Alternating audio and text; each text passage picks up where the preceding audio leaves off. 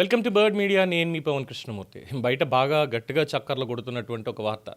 ఎన్నికల్లో పరాజయం అనంతరం పెద్దగా యాక్టివ్గా కనిపించని కొడాలి నాని చుట్టూ ఇప్పుడు కొత్త రాజకీయ చర్చలు మొదలయ్యాయి. ఆయన భారతీయ జనతా పార్టీలో చేరేందుకు ప్రయత్నిస్తున్నారు అన్న ప్రచారం రాజకీయ వర్గాల్లో హాట్ టాపిక్గా మారింది. ముఖ్యంగా ఉత్తరాది బీజేపీ నేతలతో పెరుగుతున్నటువంటి సాన్నిహిత్యం ఈ ఊహాగానాలకి బలం చేకూరుస్తోంది అంటున్నారు. ఒకప్పుడు వైఎస్ జగన్మోహన్ రెడ్డికి అత్యంత సన్నిహితుడిగా వైఎస్ఆర్ కాంగ్రెస్ పార్టీలో కీలక నేతగా ఉన్న కొడాలి నాని ఇప్పుడు రాజకీయంగా కొత్త మార్గాలపై ఆలోచిస్తున్నారు అనేటువంటి సంకేతాలు కనిపిస్తున్నాయా నిజంగానే? అయితే ఇటీవల తిరుమల వెంకటేశ్వర స్వామి టెంపుల్లో జరిగినటువంటి దర్శనం ఈ ప్రచారానికి కీలక మలుపు తిప్పింది. మహారాష్ట్రకు చెందినటువంటి ఒక బీజేపీ ఎమ్మెల్యేతో కలిసి కొడాలి నాని దర్శనానికి రావడం రాజకీయ వర్గాల్లో ఆసక్తి రేపింది. సాధారణంగా ఆయన ఎక్కడికి వెళ్ళినా కానీ తన సన్నిహిత వర్గానికే పరిమితం అయ్యేటువంటి కొడాలి నాని, అంటే వల్లభనేని వంశీతోనో లేదంటే వంగవీటి రాధాకృష్ణ గారితోనో ఇలా మ్యాక్సిమం వీళ్లతోటే, ఇంకా వేరే వాళ్ళంటూ ఎవరు ఉండరు. సో అలాంటిది బీజేపీ నేతలతో బహిరంగంగానే కనిపించడం అనేది యాదృచ్ఛికం కాదు అన్న అభిప్రాయాన్ని వ్యక్తపరుస్తున్నారు. ఆ తర్వాత కూడా వారితో ఆయన సంప్రదింపులు కొనసాగుతున్నాయి అనేటువంటి సమాచారం ఈ అనుమానాలకి మరింత బలపరుస్తోంది. కానీ కొడాలి నాని బీజేపీ అగ్రనేతలతో సంప్రదింపులు జరిపేందుకు ప్రయత్నిస్తున్నారు అనేటువంటి ప్రచారం ఉన్నా అది అంత సులభమా కాదు అనే అభిప్రాయమే చాలామందికి ఉంది. ఎందుకంటే గతంలో బీజేపీ నాయకత్వంపై, ముఖ్యంగా హిందుత్వ అంశాలపై ఆయన చేసినటువంటి ఘాటు వ్యాఖ్యలు ఇప్పుడు అడ్డంకిగా మారే అవకాశం ఉంది. ఎందుకంటే ఆంధ్రప్రదేశ్లో వెంకటేశ్వర స్వామి దర్శనానికి డిక్లరేషన్ అంశంలో ఆయన మాట్లాడినటువంటి మాటలు కానీ, అలాగే కనకదుర్గ ఆలయంలో వెండి సింహాలు మాయమైనటువంటి ఘటనలో కానీ, అంతర్వేది లక్ష్మీనరసింహస్వామి కళ్యాణోత్సవ రథం దగ్ధమైనటువంటి దాని మీద ఆయన మాట్లాడినటువంటి మాటలు కానీ, ఆంజనేయ స్వామి చేయి విరిగితే ఏమైంది, ఇంకో విగ్రహం చేయిస్తాం, ఇలాంటి మాటలు.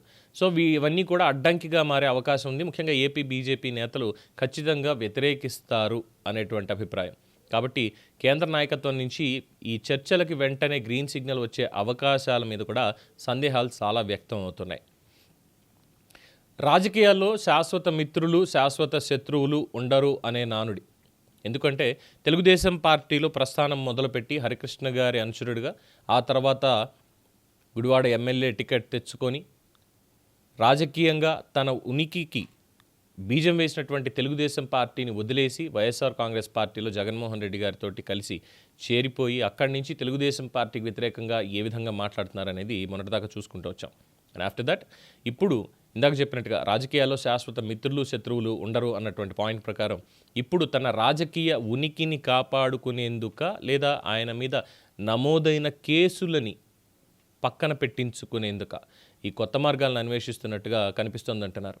గుడివాడ, గన్నవరం ప్రాంతాల్లో తన ప్రభావాన్ని మరింతగా కొనసాగించేందుకు జాతీయ పార్టీ అండ అవసరం అని భావిస్తున్నారు అన్న వాదన కూడా ఒకటి వినిపిస్తోంది.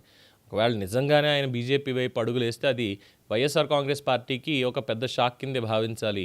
మొత్తానికి ఇవన్నీ ఇప్పటివరకు ప్రచార స్థాయిలోనే ఉన్నప్పటికీ కొడాలి నాని తీసుకునేటువంటి తదుపరి రాజకీయ నిర్ణయం ఆంధ్రప్రదేశ్ రాజకీయాల్లో కీలకమైనటువంటి ప్రభావం చూపే అవకాశం ఎంత ఉంది అనే దాని మీద ప్రస్తుతం చర్చ జరుగుతోంది. నిజంగా బీజేపీలోకి వెళ్తారంటారా జగన్మోహన్ రెడ్డి గారిని వదిలేసి? డెఫినెట్లీ అది కుదరని పని అనిపిస్తుంది. బట్ కేసుల నుంచి బయటపడాలనో ఇంకోటనో అనుకుంటే మాత్రం బీజేపీలో పార్టీలో చేరడం అనేది ఎందుకు అసలు?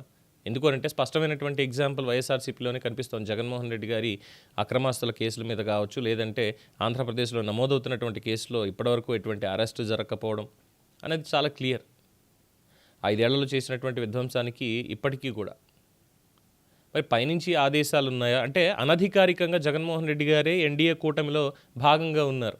బీజేపీకి అన్నింటిలోనూ మద్దతు ఇస్తూ వెళ్తున్నారు. అలాంటప్పుడు ఇప్పుడు వైఎస్ఆర్సీపీ నుంచి ప్రత్యేకంగా బీజేపీలోకి చేరేటువంటి అవసరం ఉంటుందా కొడాలి నానికి? డెఫినెట్లీ ఉండకపోవచ్చు అనేది మెయిన్ పాయింట్. కానీ ప్రచారం మాత్రం చాలా గట్టిగా వినిపిస్తోంది, బీజేపీలోకి వెళ్ళిపోతున్నారు అని చెప్పని. చూద్దాం. ఇప్పటివరకు అయితే ఇది కేవలం ప్రచారమే. ఆ ప్రచారంలో ఎంత వాస్తవం ఉందనేది మరి ఆయన ఏమైనా మీడియాకి చెప్తారా లేదా వెయిట్ చూడాల్సిందే. దీని మీద మీ అభిప్రాయం తెలియచేయండి. చూస్తూనే ఉండండి ది బర్డ్ మీడియా.